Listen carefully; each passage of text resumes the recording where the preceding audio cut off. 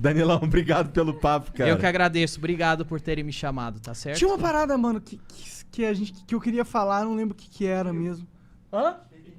Fake news, verdade, mano.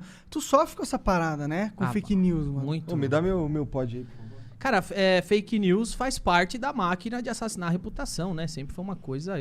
Eu tenho casos aqui, eu não Falamos sei... meia hora dessa porra e o Monarca ainda tá enchendo teu saco Não essa tem problema, cara. Vambora. Posso falar ou tá... Claro, Eu não, quero não, que você você fale. tem- O Igor tá querendo Eu salvar passei o por casamento. algumas fake news, cara, que até hoje, por exemplo, o pessoal acha que eu falei coisa que eu nunca falei. Uma delas é que eu teria chamado uma doadora de leite de vaca. Isso é mentira? Nunca aconteceu na vida. O caso foi o seguinte, cara.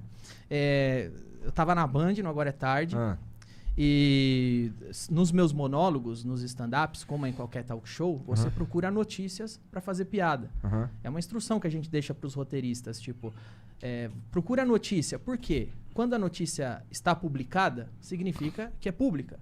Nós não estamos invadindo privacidade de ninguém. Quando alguém tem uma foto e publica, é pública. Sim. Né? Daí vem o nome, publicar público. Então, os roteiristas sempre procuram notícias para fazer piada. E eu sempre instruí a fazer assim, vai lá no Mundo Bizarro. Mundo Bizarro é um site de exageros, de presepadas, que o homem mais gordo do mundo desceu rolando a ribanceira na Escócia, o indiano com o maior bigode do mundo quer entrar no Guinness. O Mundo Bizarro, o nome já diz. E aí tinha uma notícia no Mundo Bizarro que dizia o seguinte, que brasileira quer entrar no Guinness como maior produtora doadora de leite do mundo. Essa notícia, ela não tinha o viés dramático nem o viés filantropo. E era uma notícia que já estava virando meme. As pessoas estavam comentando essa notícia.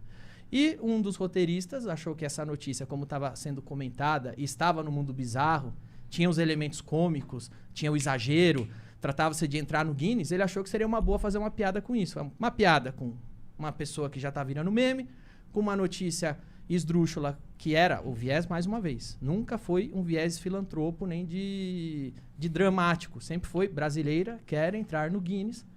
É uma notícia sobre o Guinness. E ele fez a piada.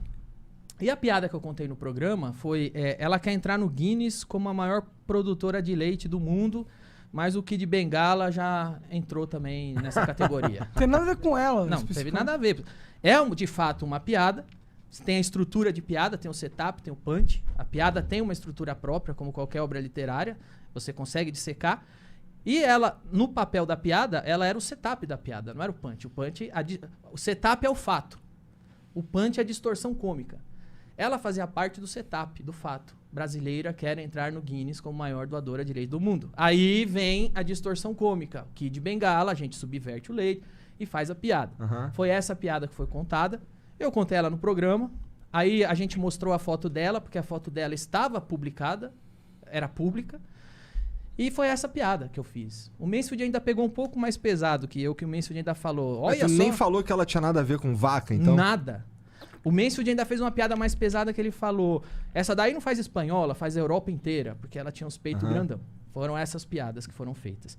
Passou batido, foi uma piada como qualquer outra que a gente já ela fez. Ela tinha realmente os peitos grandes? Tinha a foto dela, que ela isso segurava é meio poético, os peitos, inclusive. assim, sim.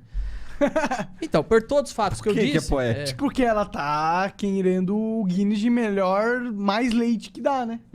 Por isso que é poético. Pô, mas deve ser por isso que o peito dela é grandão, pô. Então, entendeu? E essa é piada. Por que é poético, tá? É poético porque, porra, se tem uma piada pronta, é essa merda, caralho. Tá bom. Essa foi a piada feita. Nada mais do que isso. Não teve nada de vaca. Ninguém falou vaca. Quem que disseminou essa Terminou a piada, a gente tocou a vida como... Pra gente foi uma das muitas outras piadas que a gente fazia com notícias do site Mundo Bizarro. E tocamos a vida. Depois de semanas, ela aparece na imprensa chorando. E na Carta Capital, foi a primeira revista que deu a manchete, Danilo Gentili chama a doadora de leite de vaca. E aí ela aparece chorando. Tinha que ser na Carta Capital.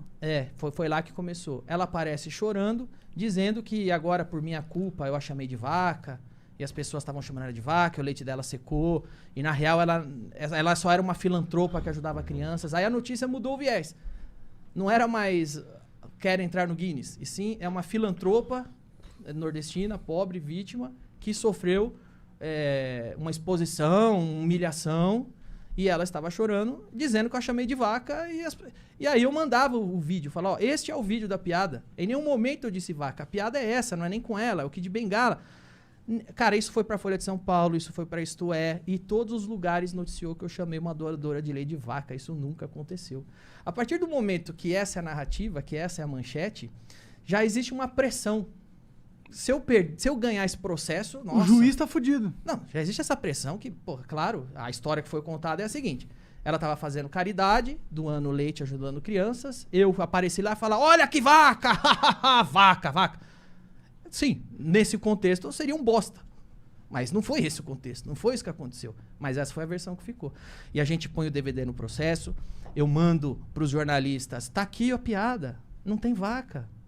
Por que você não faz a manchete? Fez piada com o Kid Bengala, essa é a piada. E virou essa narrativa. Eu tenho muitas outras, cara, que eu já passei. Por exemplo, eu me lembro que eu tinha uma série politicamente incorreta, foi pro ar pela FX em 2014. Eu fazia o papel de um deputado xarope, que só fazia merda, falava merda. E o deputado, de repente, na história, o meu personagem chamava Atílio Pereira, ele vai no Congresso Nacional e ele quer banir tem uma discussão lá para banir o uso da vírgula. A gente zoava muito as coisas idiotas que o deputado ficava discutindo. E aí eu levava um cartaz, e o cartaz estava escrito assim, não sou negro graças a Deus. E eu falava, vejam como a vírgula faz diferença. Se a vírgula estiver aqui, não, vírgula, sou negro graças a Deus. Essa é uma boa frase. O cara tem orgulho de ser negro. Mas se eu tiro a vírgula, olhe como fica uma coisa racista. Não sou negro graças a Deus. Essa era a cena cômica. Os caras tiraram um print onde eu tô do lado do cartaz escrito não sou negro graças a Deus e começaram a passar isso em um monte de ONG de defesa afrodescendente como se fosse eu segurando um cartaz que eu não sou negro graças a Deus. Esse dia eu cheguei na minha casa, tava pichado na minha porta. Seu racista, seu não sei o quê. Caralho. Teve uma outra que eu acho que foi a mais grave ainda. Mais grave. Eu tava em Curitiba fechando um patrocínio de um celular brasileiro. E aí fechei o patrocínio, peguei o avião. Quando eu cheguei em São Paulo, os caras, pô, mano, não dá pra te patrocinar, cara. Você fica endossando o estupro da menina do Rio de Janeiro. Lembra uma menina do Rio de Janeiro que foi estuprada em grupo e tava dopada? Ah, lembro. Eu falei... Quê? Eu? É. O que você tá falando, velho? Tá aqui. Aí ele me mandou um print. O print era o seguinte. Esse print, ele passou por todas as etapas da máquina de assassinar a reputação. A menina foi estuprada grupalmente no Rio de Janeiro. E eles começaram a assinar a Menezes, Brasil 247, esses blogs, que faziam parte de uma esgotosfera. Que caiu até, muitos desses caíram na Lava Jato. Eles recebiam, de fato, dinheiro público para assassinar a reputação de inimigo que eles consideravam inimigo do governo. Esses caras foram caçar alguma coisa que eu falava que desse margem para interpretação. Eles foram pegar um tweet meu de 10 anos atrás, que eu tava comentando o Big Brother. Teve um caso no Big Brother que o casal ficou bêbado e transou, e todo mundo tava tirando sarro, e o cara era feio, a mulher era bonita. E eu comentei alguma coisa que foi mais ou menos assim, eu não me lembro, mas era mais ou menos assim. Os cara foi esperto, esperou a mina ficar bêbada, pra achar ele atraente e eles transar. Essa era a tweetada. Eles apagaram a data da tweetada e começaram a divulgar com fakes, igualzinho o gabinete, que a imprensa é tão puta com o gabinete do ódio do Bolsonaro. Quando o gabinete do ódio era do outro lado, a imprensa não se incomodava. Nenhum pipo. Pelo contrário, ainda absorvia o que eles criavam. Aí eles pegaram esse meu print, apagaram a data e começaram a compartilhar como se aquela fosse uma opinião minha a respeito do estupro do Rio de Janeiro que estava acontecendo naquele dia. E eu dizia, foi esperto, esperou a menina ficar bêbada pra transar com ela. Como se eu estivesse falando da menina dopada que foi estupra grupalmente. Sendo que era uma tweetada de 10 anos atrás a respeito de uma galhofa do Big Brother. Caralho. E aí, cinicamente, eles começam a compartilhar. E isso tá lá na esgotosfera, tá lá nos blogs sujos. A hora que vê, sobe pro mainstream. Tá na Carta Capital. A hora que vê, sobe pra Folha, sobe pro mainstream. E a mentira vira verdade. A ponto de eu chegar em casa, ligar no Sport TV. O Sport TV não tem nada a ver com esses assuntos. E o Trajano tá falando. Inclusive, o Danilo veio aqui um tempo atrás e faz apologia ao estupro. Olha a máquina. Onde começou e onde parou.